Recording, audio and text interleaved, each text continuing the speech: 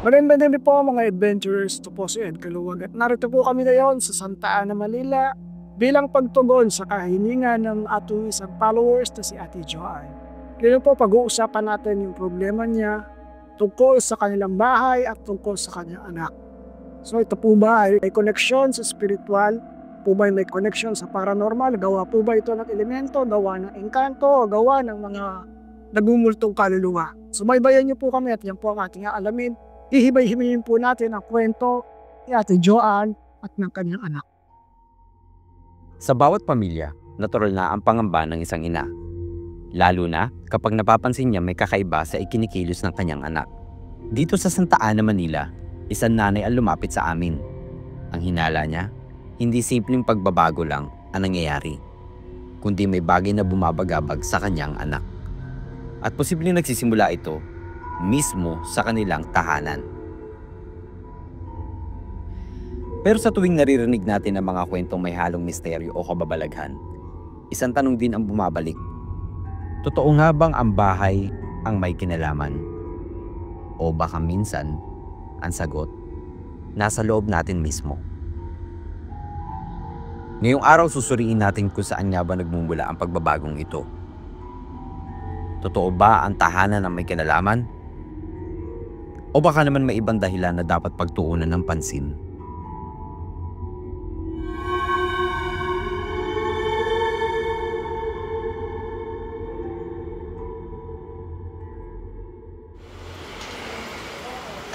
Kasi mula nga nung maliit siya, lagi siyang tuwing alas 6 na, lagi na siya iyak ng iyak. Kahit bigyan mo siyang dede, alayin mo siya. Basta nag-alas 6, umiiyak na lang siya basta. Tapos nung malaki na siya, marunong na magsalita, doon na siya nagsimula. Na nagsasabi na siya na may nakikita siya, tinuturo niya, natatakot siya. Kasi hindi nga maganda yung mga nakikita niya. Kahit madaling araw, nagigising ako. Sa sobrang takot siya, makikita ko, kala may addict na nakagano lang yung mata niya. Oh. Tapos, bigla na siya mapatok sa dibdib ko. Sabi niya, ma, nandiyan na naman siya, ma, ayan siya. Nasa tabi daw namin. Ako, hindi man ako nakakakita, pero natatakot ako para sa kanya kasi nga bata pa siya nun eh. Kasi naghanap na lang ako ng maggagamot sa kanya. Meron kasing isang manggagamot, sabi niya, pwede daw kunin yung anak ko. Kasi may napanood ako nun na matay yung bata. Tungkol po ito doon sa kanilang problema doon sa lugar nila. Pero humingi po ako ng pasensya dahil medyo yung kanila pong lugar ay mahirap puntahan. Ang ginawa ko pong basehan is yung kanyang video. Bago naman po kami nag-usap ay tinignan ko po, dinoble check ko po yung videos nila. At so far, according to the claims, at the moment wala naman po akong nakita, wala akong naramdaman. And then, based po dun sa kanilang experience, yun po yung pinag-usapan natin. Kaya samahan niyo po ako, himay-himayin po natin ang kwento ni Ate Joanne, ang kanyang baby.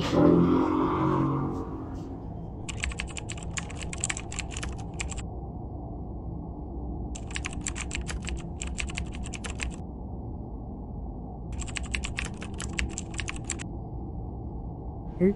Magandang gabi, ma'am. Ma'am Joanne. Po mga tanong lang po ako na gusto ko binawin sa inyo. Una ma'am, kailan po nagsimula yung kwento tungkol sa nararamdaman sa bahay? Nung maliit pa po siya, 2000, since kasi nung baby pa siya, meron na siyang ano na parang every magsi-6 na ng gabi, nagwawala na siya eh, lagi siyang umiiyak hanggang sa maay na siya ng 1 taon, ng 2 taon. Ilang buwan pa siya, no? Mali. 6 months, doon siya na-starts. Okay. Ano na siya, nagano ng behavior niya to eh. Hanggang Kasi lumaki na siya. hanggang lumaki. Hanggang sa pagsalita na siya, marunong na siya magsabi na may nakikita siya. So, tuloy-tuloy na. Kasi may mula nung 6 months siya, ang ulan niyang napansin, dumarating na yung 6 p.m. ng gabi, nagsisimula siyang umiiyak na. So, yun po yung 6 months siya. Pero medyo lumaki na siya, ano na po yung behavior niya?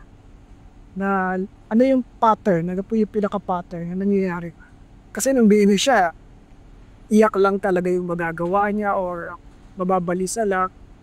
Pero nung lumaki na siya, let's say, na 2 taon na, ano na po yung pagbabago? Ano na po yung Ang ano ko nun, nung ako na kasi nag-aalaga sa kanya, may nangyari na, iniiwan ko na siya sa kuna. Hindi pa siya marunong bumaba, pero umalis kasi ako. Pagbalik ko, nasa baba na siya. Kaya nagulat ako, sabi ko, kano ka nakababa? Hindi pa naman po siya ganun kadiretso mo siya litanon eh. Tinuturo na lang, may lalaki sa terrace. Tinignan ko naman, wala naman lalaki. Paano magkakaroon ng lalaki doon? Siya ng tao, paano siya nakababa ng kuna? So, ibig sabihin, ma'am, sa tingin nyo, yung pagbaba niya sa kunan niya, may kinalaman yung kung ano man yung gano'n sa bahay.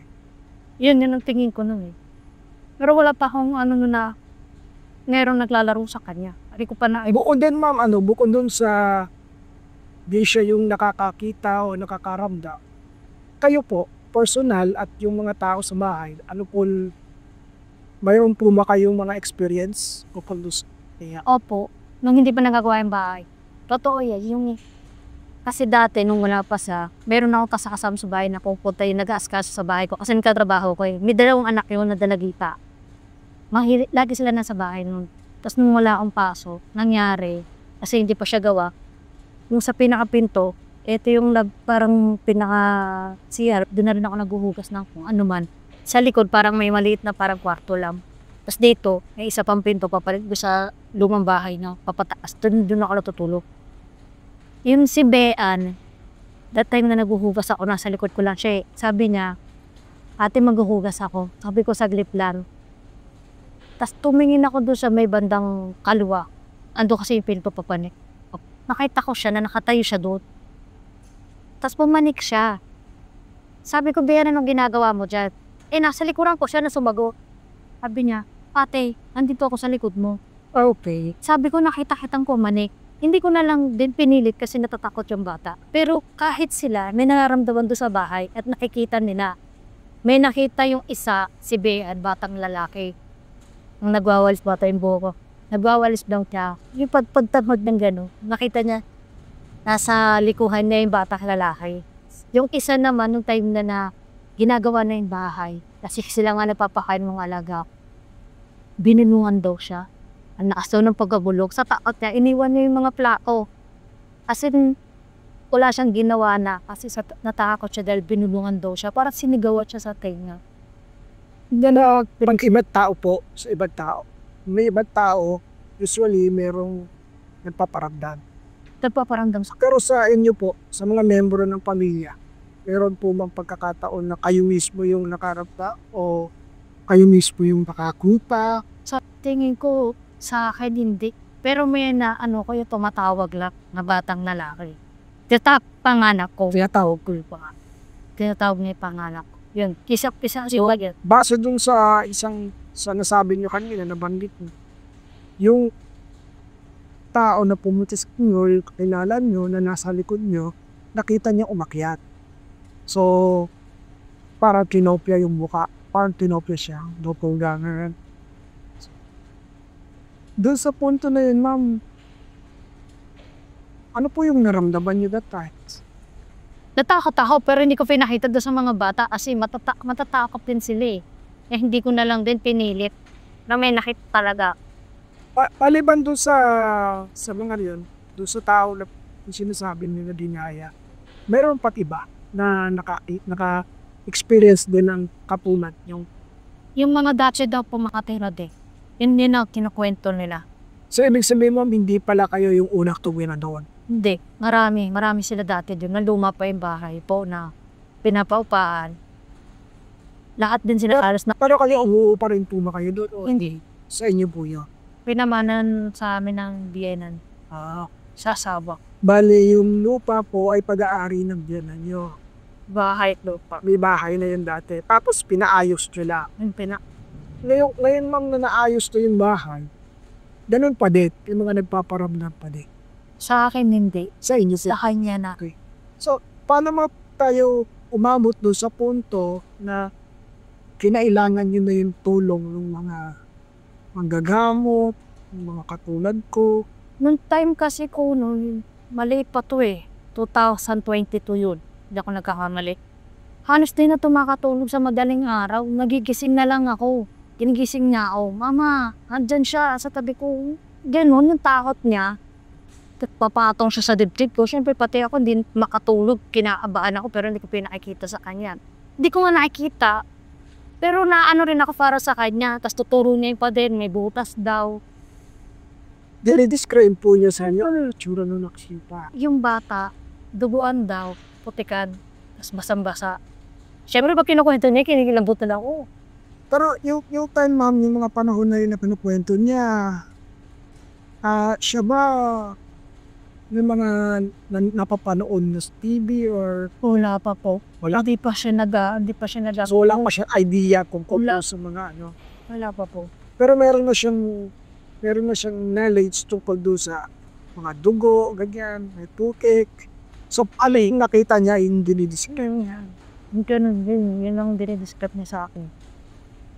Ano pa po yung mga nangyari na sa tingin nyo naapektuhan siya? Madalas siya magkasakit. Madalas na yung Sakit. madalas siya may sakit. Hindi siya nawawalan ng sakit na hindi lilipas sa isang buwan. Halos sunod-sunod na linggo talaga may sakit siya lagi. Mga ilang taon po yun? Mga ilang taon siya doon? Hanggang na yung po ba? Ano nangyayari? Sa ngayon, hindi na eh. Kasi Hindi na. Nung- Pero mga ilang taon po siya nung pangkaraniwan yung sunod-sunod na nagkakasakit siya. aga-apat siya. Then may nakikita. Aga-apat. Pero mula kasi nung man siya, hanggang sa yun na nga, yung matindi nang marunong na siya magsalita, lagi siyang may sakit. Hindi siya nawawalan talaga. Halos lagi kami nasa ospital. Kasi nga tuwing di ko kung natutuwa siya talaga. Nagkaroon ba siya? Dumating tayo doon sa punto na nagkasakit siya at talagang medyo sabihin natin na manubhayop sakit. Po, na-confine kasi yun eh. Na-confine. Umabot po ba tayo doon sa punto ng tinatawag natin near death? Hindi naman na po. Hindi naman. Fuck. So, papaliwanag ko mamunti-unti yung mga sinasabi niyo sa akin na saan, umpisa tayo dun sa punto na merong nakikita. Ganito po kasi, no? Yung isang lugar, ma'am, posible talaga na merong makikita, no? Posible po yun. Pero hindi po ibig sabihin na porket may nakita ka, nung oras na yon ay talagang nandoon yun. Or doon yun nakatira. May pagkakataon po kasi yung mga tinatawag natin mga elemento, mga kaluluwa, yung mga spirits, yung mga ghosts, mga yan, ay nagpapakita lang sa mga pagkakataon na na-attract doon sa lugar. No? So, at that time, posible po na yung mga panahon po na yun, ano, yung mga tao na yun, posible na kung bakit patuloy o madalas yung pagpaparamdam, kasi yun yung mga panahon na merong nakaka-attract sa kanila. Bakit po sila na-attract sa bahat? Maraming pong dahilan eh. Pwede po na yung isa sa nagpapakita doon, halimbawa yung bata, no? Kasi sabi nyo nga, hindi kayo po nang tumira. Baka po kasi, yung pagkawala ng bata ay konektado doon sa lugar.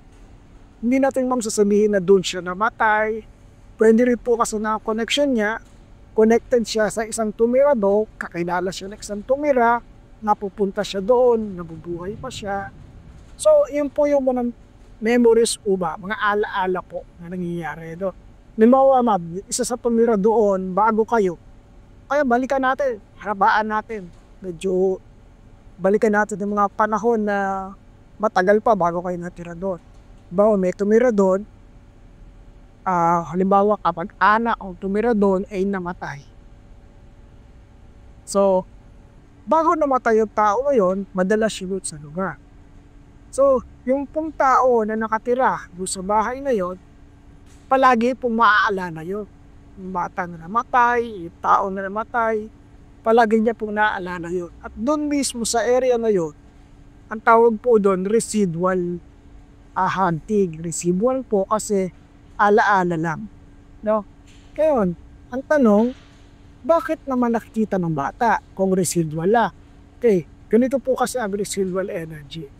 Yung residual po kasi, para siyang memory, yung alaala mismo. Halimbawa, nagpo-project. Alam niyo po yung parang projector, di ba? Yung camera, yung projector. So, sa mga wall, sa paligid, sa lupa, ano po yung area. Kung halimbawa, ma'am, ako, umupo dito sa point na to, anong date ngayon? Itong araw na to. Itong araw na to, umupo ako dito, tapos lumipas ang panahon, pwede yung energy ko makita ng mga taong pumupunta dito. Yun po ay, kumbaga, retaining energy o yung naiwan lang. Kaya hindi po palagi na nakikita. Kasi kung yun po, kung ang tawag po natin ay, kung tinatawag po natin na territorial entities, yung nasa lugar, ibig sabihin, kiniklaim niya na kanya yung teritoryo niya. Dapat, confirm na palaging iyon yung nakita. Hindi po pa iba-iba. Pag paiba-iba po, posible po na meron nga mga elemento sa paligid na pumapasok lang, dumadaan lang, kasi ma-attract sila ng enerhiya doon sa lugar. Halimbawa na, yung may tumira doon, halimbawa, laging nag-aaway, laging nagkakasundo, mabulo ang pamumuhay, mga negative energy po yon. So, ang ma-attract nila sa labas, mga negative. So, ang darating ko ng mga entities, mga negative entities din. At iyon yung makikita ng bata. Kasi po, ang bata po, mula pagkapanganak, up to the age of 12 pataas, yun po yung panahon kung saan naturally bukas yung kanyang sixth sense, yung tinatawag na third eye. So, natural po sa kanya yung may makita sa paligid. At kung ano yung nakita niya, yun lang naman yung di-describe niya. Natural ba po yun? Sa edad niya ngayon, natural pa yan na may makita. Pero hindi palagi.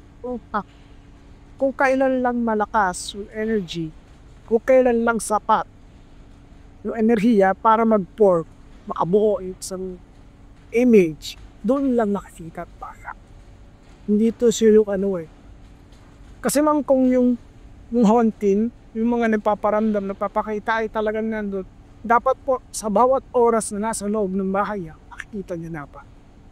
Kung nandun yun, halimbawa kung ganito kalaki yung lugar to, tapos dito tayo nakatira, tapos ito haunted, tapos siya bukas yung third eye niya. Dapat ma'am, nandito siya, andyan lang ng mga entities, nakikita niya dapat, di ba? So hindi naman lagi may pagkakataob lang, di ba ko? So, tanongin natin si Baby, Jimmy, alam mo ba sila nakikita?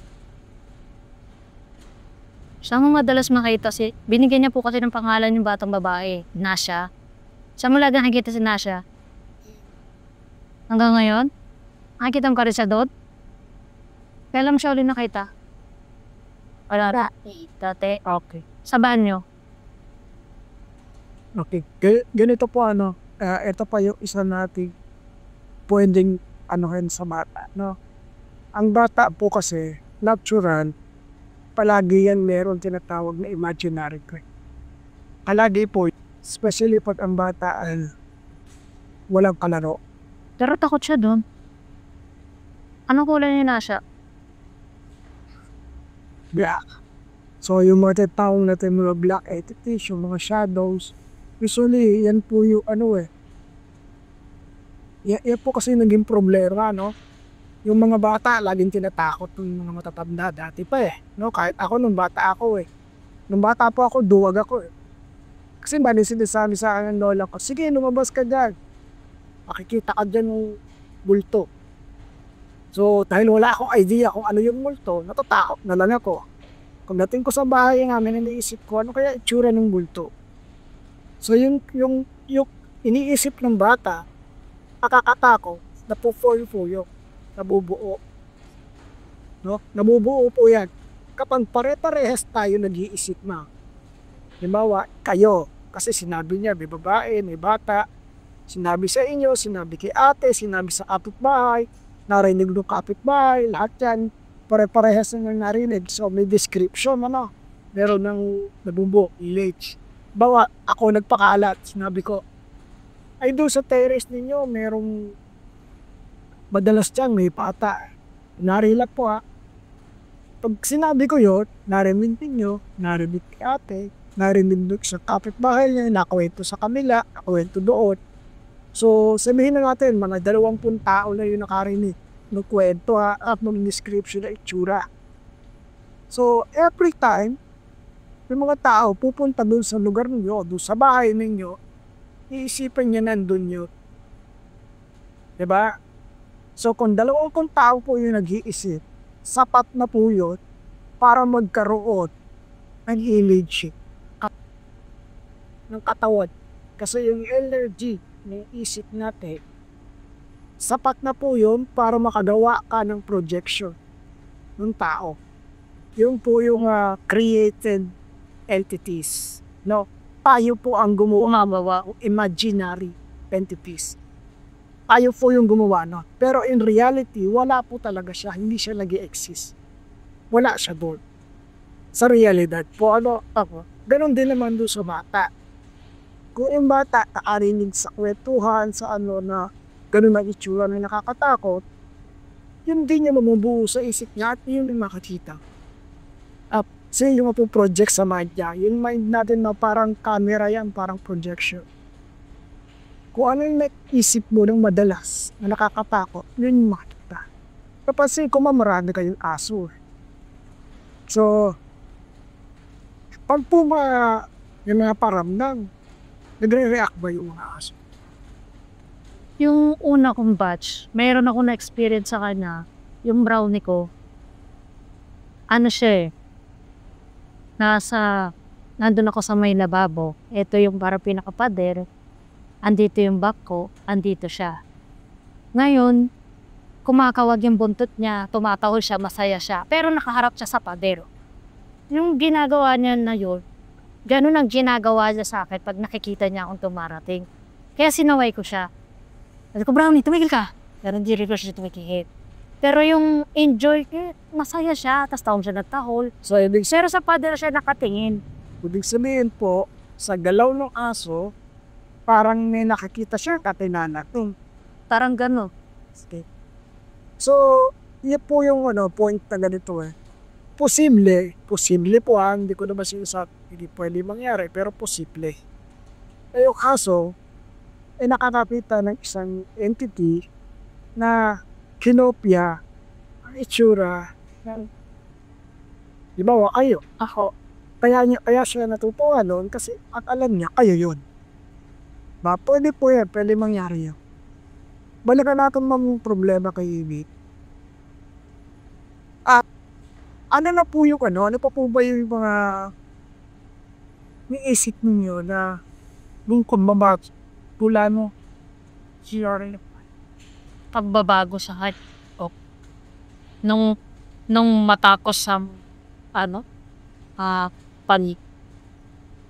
paparitual sa bahay o Sa kanya po, ano yung bago po makaisip? mula noon o ngayon na po.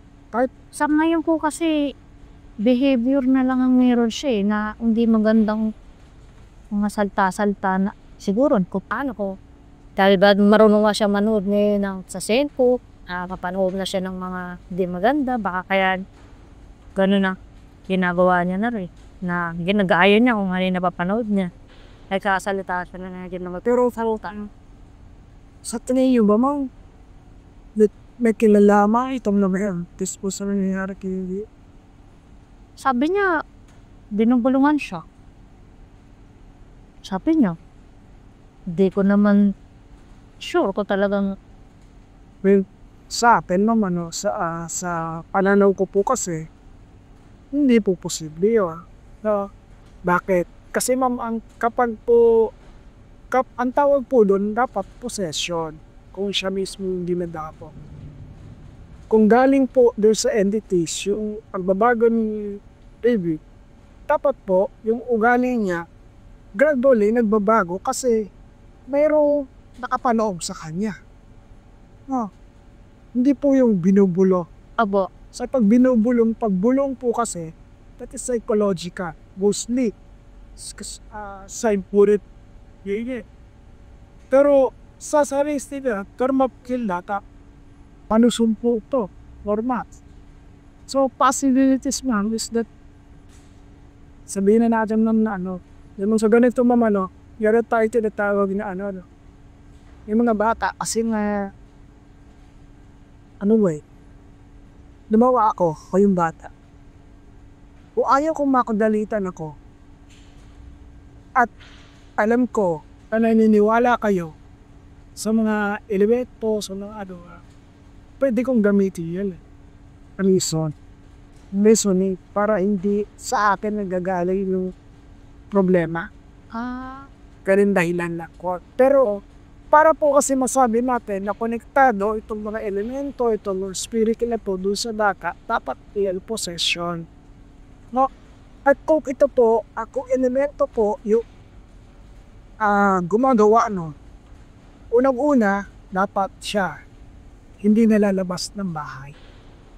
Kung siya po ay parang naatot na o pinupuha, kasi ang goal po, kadalasan ng mga elemento, pag nagustuhan ng isang bata, ang goal niyan, ang aim lang, kuhanin yun, dalhin sa kanila. So, paano mangyayari yun? Dapat, iaalis niya yung isip ng bata sa labas. Aayaw na yan makipaglaro, hindi na yan makikipag-usap kahit kanino, magkukulong na yan. Hanggang silang dalawa na lang nag-uusap. Sa kanya po, hindi eh. Nakita ko sobrang active siya. So therefore, wala pong connection. Hindi po nagko-connect itong entity sa kanya. Kasi kung nagko-connect po sa kanya yan, dapat ang gagawin nun, i-isolate niya yan. Ilalayo niya yan sa mundo.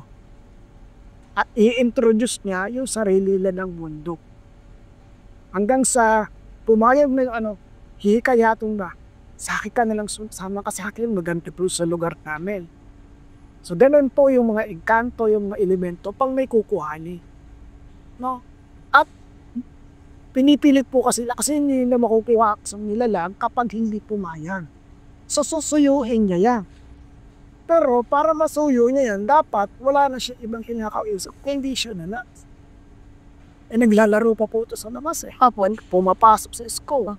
Sa mga cases ko po na na-handle before, nga, nagsisimula yan ma'am, yun nalalabas, hindi na makikipag-usok kahit kanino, magkukulong sa kwarto, hindi na papasok, o kaya naman pagpapasok, hihimatay sa labas, kakaroon ng problema, may kakasabit sa labas, sa loob lang maayos, ganin po ang nangyayari. So, maliwanan po yung case na hindi po siya attached. Opo, hindi siya, walang connection. Connection doon sa Opo. Yung pagkakaroon 6 sense, natural po yun sa bata. Sa na ko ba yung mawawala? Yes, ma'am. Tandaan niyo mama, hindi yan sinasarado. No? Normal yan kasi ang bata po, hanggang maliit, hanggat nagsimula siya na meron siya imaginary friend, mula nakikita niya, nakakaiba, kaya nga tinatawag yun imaginary friend kasi hindi naman lahat nakakita. So siya nakikita niya. Unti-unti man kapag naging busy na yung isip niyan, pagaya ngayon sa cellphone na marami na nakakausap, unti-unti mawawala yung focus. Up to the point na kung talagang active yung kanyang 6 sense, babalik lang yan sa panahon na nagkaroon na ulit siya ng interest sa mundo ng spiritual. Doon pa lang. Ako bata ako, hindi naman ako basta-basta nakakaputa eh. Nag-start ako 9 years old pa. Magawa pa na sumunod na nakaklata. Late na. Apo. The age of 9, kung hindi 9, mga 8, ganon. Before man 9 po ako. Naiiway kasi ko palami sa bahay. Wala akong Napanood ko nga po sa magpakailan. Opo, yung gano'n, naiiwan lang po ako lagi. At yun yung nakikita ako. May kalaro talaga ako. Na naglalaro talaga kami ng natural. Sa paningin ko akala ko, totoo. So sa kanya, ganun din po yan. Dumaan siya sa ganung states. Pero yung nakikita niya, alam niya na totoo. Pero eventually, pag tumagal, mawawala din po yan. Sa akin tumigit din. Kaya lang, nung bumalik siya, wala na akong choice. Tinuloy-tuloy ko na. Pero pa kanya po, po ang kinakatakot nyo bilang magulang bilang ina? Ano po ba yung kinakatakot nyo doon sa sitwasyon? Na na baka anong mangyari sa Marami akong tanong. Kasi di naman ako napupula sa mag-alagasaan niya. Bakit nagkaaganon pa yun? Kami lang naman dalawa. Lahat ng gusto niyan, lahat ng niya binibigay ko. Pero bakit may mga ganun pangyayari pa rin? Siyempre parang magulo yung isip mo kung paano gagawin para masolusyonan po yung pinagdadaanan niya. Mahal po siya, syempre. Tatama, ginagawa ko para sa kanya eh. Ang hiling ko sana ko, lumaki ng maayos. Magaling naman niya sa school eh. Yun lang naman to ang inahan ko. So yun yung pinaka-concern yung ma'am talaga? Opo. Kasi nito lang yan nung June. Kasi last year, ganun siya. Pero wala kaming bakit siya nagkagano. Siguro tuwing kong medical yan. Kung hindi man, dapat ipapacheck po. No? Kasi pero, kung ipapasok po natin yung usapin spiritual, Wala. kasi ang ganito, may tanong ko lang, yung mga nilapitan niyo pong mga manggagamot, ano po ba yung claim nila? Tungkol sa nangyayari sa kanila? Sa akin, nakakatuwaan siya. Kasi nga, Katuwa. may tumbata pa siya. Pero sa ngayon, kasi nga, di ba, sinabi ko nga sa inyo, pinasara ko yung third eye niya. Kaya sabi niya, wala na siya nakikita. Okay. Yun lang naman, from the term nakakatuwaan, yun yung natutuwa lang. Diba? So, hindi po ibig sabihin, hindi gagawin. So, usually mga pagka-elementals, hindi naman ila ginagawa talaga yun. Kasi sila ang mga elemento po, mga inkanto, yung mga yan, ang gusto nila, magkaroon sila ng connection sa tao. Actually, gusto nila, magkaroon sila ng lahi sa tao. Ang problema, hindi naman mangyayari yun kapag walang permiso yung tao. So, bago po mangyari, yung kontak sa kanila, sa pagitan ng elemento at ng tao, dapat nasa tamang gulam na yan. At dapat pumayag. Dapat nagkaroon ng kasunduan. Hindi po nila ginagawa yun. Yung tao ang ginagawa yun. Pero sila hindi. Yung spirits na lang tawag doon, cubus. Pero hindi rin po bata. Kasi wala pa po energy of last yung bata. Wala pa siyang alipag-36. So, hindi binagawa sa baka. So, purely medical issue. Hindi po siya. Kaya, panatan yung kalooban yung walang Hindi po nangyayari. Hindi po involved ang mga spirit, hindi involved ang mga entity, na elementals, doon sa nangyayari sa kanya. Kay Sir Ed, maraming salamat kay Sir Ed kasi at least alam ko na ngayon, yung mga iniisip ko hindi pala po pwedeng mangyari yun na maano siya ng mga elemento o kaluluwa kasi ang kaluluwa nga daw barang visible siya, hindi ka naman niya mahahawakan. At least malinaw sa akin na walang pangyayaring ganun. Kung ano man yung nakikita ko sa kanya ngayon. Diba? Maliwanag yung mga paliwanag ni Sir Ed sa akin. Tapos di na ako kakabahan. Alam ko na kung saan ko siya dapat talaga dalhin. Nahihingan ko ng tulo para maano yung kung anong sa isip ko. Mga tanong, di ba? At yun yung talagang gusto kong marinig. Dahil nga syempre ang hirap na kung kanino ka nagtatanong, di ba? Tapos hindi naman talagang yun yung sagot na gusto kong marinig. At least kay Sir Ed, narinig ko lahat. Anin dapat kong marinig na tama. Masasabi ko lang po, hindi ako makapaniwala na totoo pala sila. Kasi hindi ko naman nakalain na talagang makukontak ko sila dahil 2002 pa ako nag-message dun sa Facebook ni Sir Ed walang naging tugon at hindi naman pala yun dahil ang dami niya ng Facebook na nakikita ko. Noong time na talagang matindi yung nangyayari sa bahay. Pero isang araw, bigla na lang, nakita ko yung Gmail, sinubukan ko mag-message. Siguro lumipas ang ilang araw, may nad-reply. Tapos kinuha yung number ko, tapos sabi tatawag daw. Yun nga, tumawag si Sir. Sabi niya siya daw yung manager ni Sir Ed. Hindi pa rin ako makapaniwala kasi halos ilang araw din kaming hindi natuloy-tuloy yung pagkikita. Kaya akala ko budos-budos lang to eh. Sabi pa nga ng asawa ko, baka mamaya kung ano lang yan ni-scam ka lang tapos pupunta. Sabi ko, ba't naman ako makikipag-usap doon kung di ko naman makikita si Sir Ed, ano ko, tanga.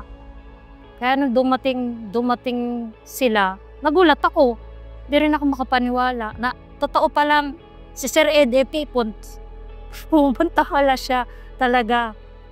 Kaya laking pasalamat ko ngayon dahil naliwanagan na ako kung anong gusto kong malaman para sa anak ko.